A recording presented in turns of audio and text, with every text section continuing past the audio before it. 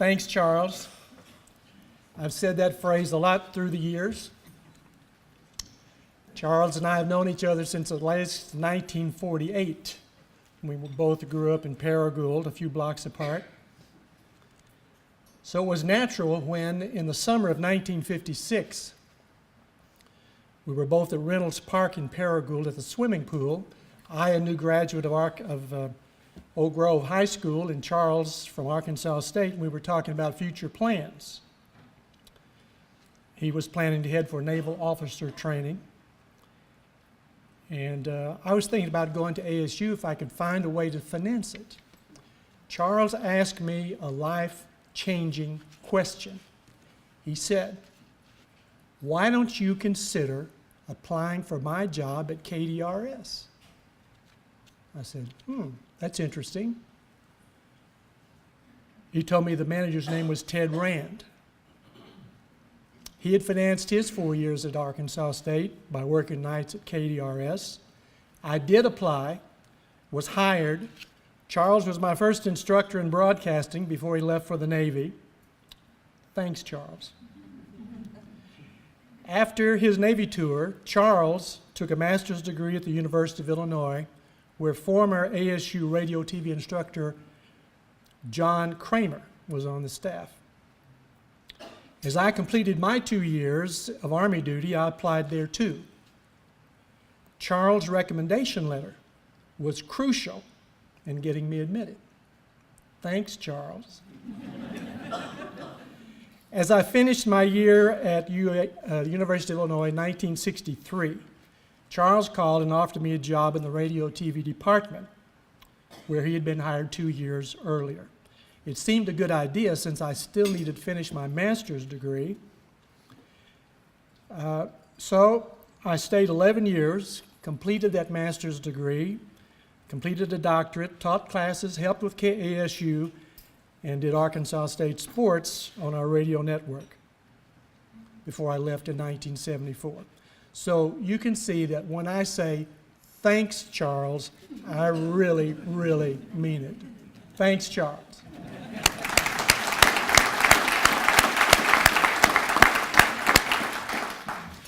I would like to thank my family for being here today and introduce them to you briefly. I'll ask each to stand as I mention their names. I'm the oldest of 4 siblings. Next oldest is my brother Jim. Jim, would you stand, please? And his wife, Sherry. Jim served 13 months in the Marines in Vietnam. Thanks for your service, brother.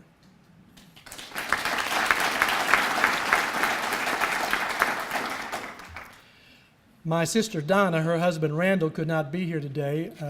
He's at an art function in Paragould, but my sister Donna is next oldest in our family. She owns a business in Paragould.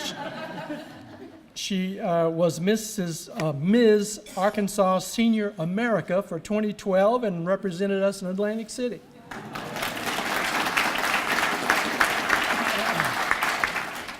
My sister Sherry is a principal of Greene County Tech Primary School, where she rides herd over more than 500 kindergarten and first graders and about 75 staff members, also a graduate of Arkansas State. Thanks, Sherry, for coming. Wilma and I have 3 children. Our daughter, Sue, and her husband, Michael Weinstock. Would you stand, please? They live in Virginia. They're with Barbara's mother, Barbara. Where's Barbara? Barbara, would you stand, please? Many of you know Barbara. She lives in Jonesboro. Our daughter, Elena, and her husband, Jay, they live in Little Rock. And our son, John, with his wife, Joy, they live in Fort Smith, as we do. Would you give them a hand, please?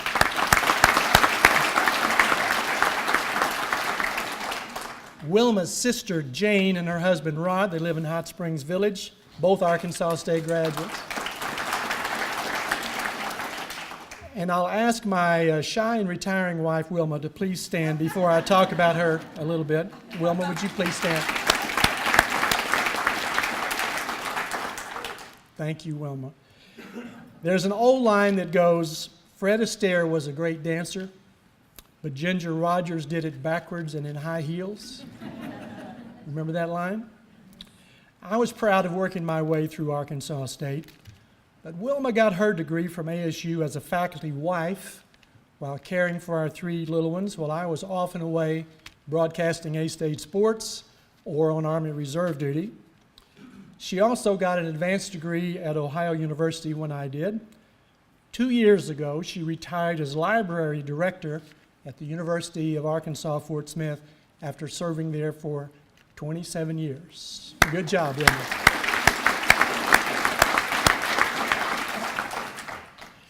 Arkansas State has changed my life and the lives of my family members.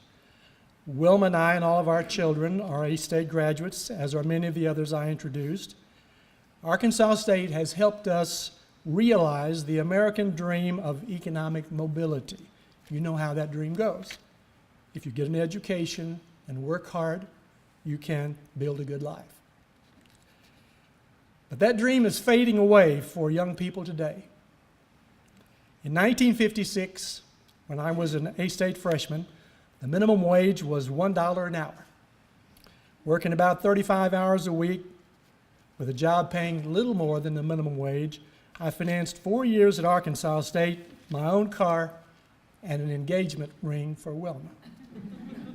I did live at home and commute from Paragould. But when I got my diploma and the gold bar of a second lieutenant, I had no student loans and no debt. No money either, but no debt.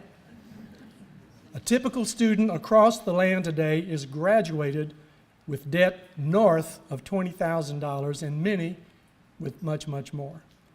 I was also fortunate enough to complete both graduate degrees without incurring any debt. Today, that is totally unheard of, impossible. Now, student debt totals $1 trillion more than credit card debt in this country. As state legislatures have decreased support, colleges and universities have raised tuition. And I fear that the increased availability of student scholarships and loans has tempted a few institutions to raise tuition and fees as well.